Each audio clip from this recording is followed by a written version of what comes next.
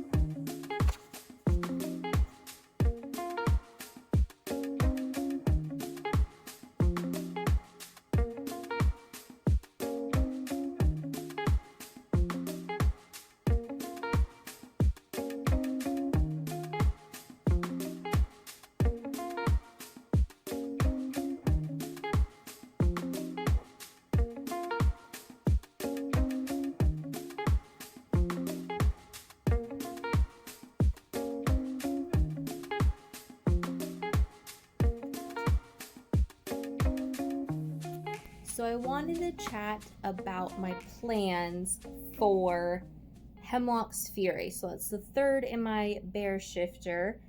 And with that, I have been reading Story Genius, and there was a part near the end that talks about like writing like the first 5 scenes of the story, and then you could kind of do more brainstorming and continue any plot work or whatnot.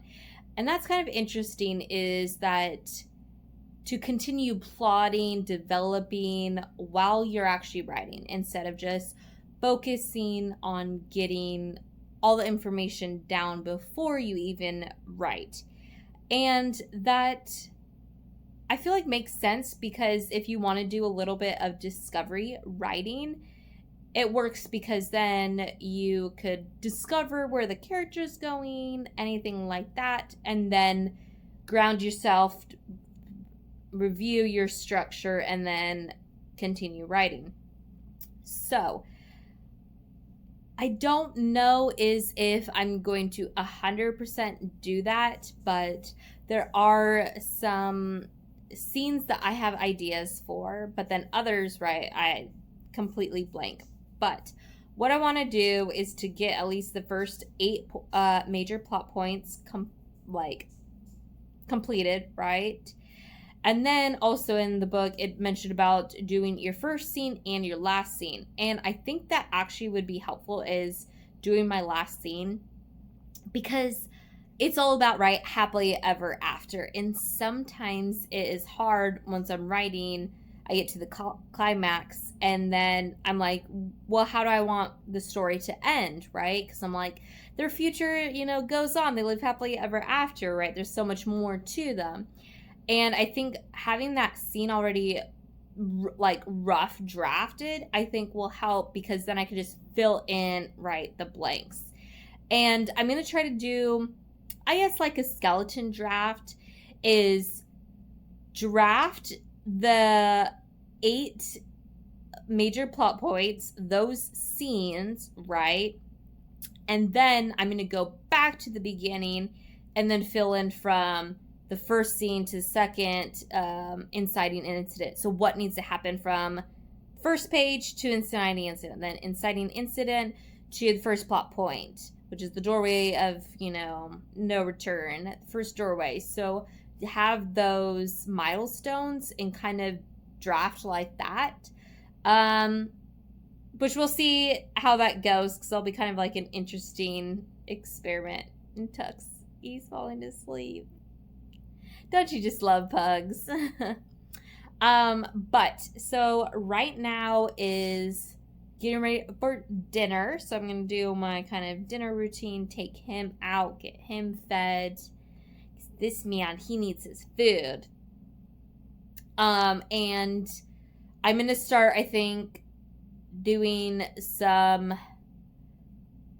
brainstorming of the first scene. I kind of have an idea, so I think I want to right. A lot of literature says to start in like the middle. Don't start at like their beginning of their day. They wake up. Start at the action, right? You gotta hook them. And I think my hook will be that my main guy, Dylan, is either at a scene for the fire. He does volunteer fire. He's a volunteer firefighter. And I'm like, whether do I want him like hopping in the truck and going, or do I want him to be actually there watching the house with the smoke and stuff? And I'm like, I don't know which way is better, so we'll see what I'm thinking of, but that is kind of the plan. So time to get ready for dinner. I'm working through some things, and I have this plot planner from Blue Rose Writing. It's like where you could put Post-it notes, which these ones are a little big, so I think it would make more sense to do like flags, just to write like snippets of like the scenes or what to include. And I think this is actually really cool for like beginners, which I feel like I'm still a beginner, because it's like in different colors, like foreshadow the first plot point, create or foreshadow the main story goal, like things like that based on where they are on the structure. And like, right, you could tape them together to make a big story graph, because that's kind of what I was wanting to do. I just couldn't like conceptualize it, but I think this really helps, because as I work through this story, I want to kind of create like a template for my stories for my writing. Of course, every story will have different aspects to it, so since you don't need to add everything every time, but it'll help, because then I can put it in like my own words and stuff like that, which in my little notebook here, so I have kind of some information on like the setup. So what I'm doing is going to be introducing Dylan, and I guess this is it will be male female point of view, but Dylan I think is going to be the one that needs to change the most. So he is like my main protagonist, and I feel like that's what I think I struggle with the most, is when in the dual point of view, you still have to have one main protagonist. It's like more their story, more their change. But with romance, it's like you kind of need to have equal balance. However, there is always one character that changes the most, and so he'll be the one. So some things I wrote about is like he's by the book, so he's a rule follower. That falls into his lie, his misbelief that like if he messes up, someone could get hurt, someone could die. Especially when it comes to his like his backstory, which would be like an emotional wound, that shard of glass that he just can't fully heal from is part of his backstory. So that's kind of where that lie comes from. And then I kind of put some notes about the disturbance, which is a superstructure thing. So it's different than the inciting incident. So it happens like right when you get started, right? Because everyone likes I would say the disturbance is more like the hook, if you will. Because it's what's that change that gets you like drawn into the story. And for me, this is going to be that they find at this house that is burning is they find a baby. And so that is kind of going to be then like the story's main goal is this baby needs to find its home. Where's it's going to be? So that's like the main story goal. So I'm gearing up towards that. And I think this disturbance is good. I think it'll like be exciting. Like be like, what's going to happen? Now there's this baby that's just like, I guess there's a little mystery element to it because like, what's the background? What's the story? And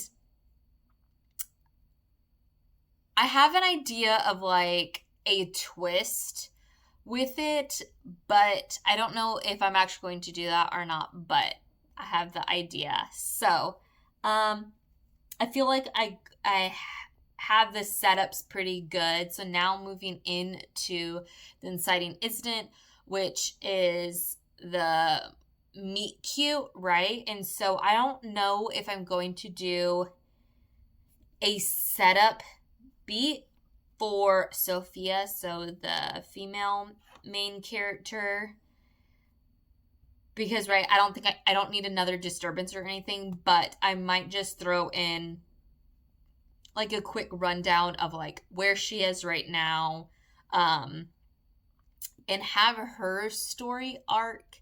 It's going to be, I would say, condensed. It's not going to have as much like major change, but she will change a little bit, right? Because of the emotional bond that she will share with Dylan is what causes her to change, realizes that, no, this is actually what I truly want. She's more free-spirited and all that, and so there is history between them, and she never just wanted to settle down, but now, like, seeing Dylan with this child, she realizes that's actually what she wants. So there is going to be some change, but not as drastic as someone that is very like a rule follower, all that stuff, to someone that actually opens up and says there's actually, life is more gray. It's not as black and white, and if you make it black and white, sometimes you miss out on things. And so that's kind of the setup. I think I'm going to do a little bit more brainstorming, try to loop in Sophia's kind of point of view for this beat, and then I'll probably call it a day because I need to get back to doing my edits for that. It's so hard, I tell you, I don't think in the future I want to do edits while drafting. It's just really hard. And the hard part is I still have one more from Icarus Bluff to do, and then I have the first one in the Clayton's Clan series, so that's the shifter, that one's going to be being edited in September, so I'm like, I need to get that all proof and stuff. So it's a lot, and I think maybe I could try to do like a draft in the morning and then revise in the afternoon. That could be potential. I could do right. Okay. Stay with me. So then as I'm editing, doing the revision, it'll kind of get the plot going, be like, okay, this is kind of what I originally had planned. Let's add in more details to get the next scene going. That might work. We'll see once I get to the actual like drafting part, but I'm still in the brainstorming. Like I don't even know what beyond like the first act, which I feel like the first act's always the easiest to write. Beyond that, I'm kind of at a loss, so I need a lot more digging into this. But, right, I have a month, and since it is on the shorter side, I should be able to draft it in like 2 weeks. So if I do 2 weeks of like the plotting, the brainstorming, all that, I should be able to finish it by the end of August. But the goal is to do some type of writing every day, right? That is why I'm making these videos, because you're keeping me accountable. But I think we're going to call it a day. Obviously, there's no words or anything, but I do have the setup kind of thought about. And until tomorrow, have a good one.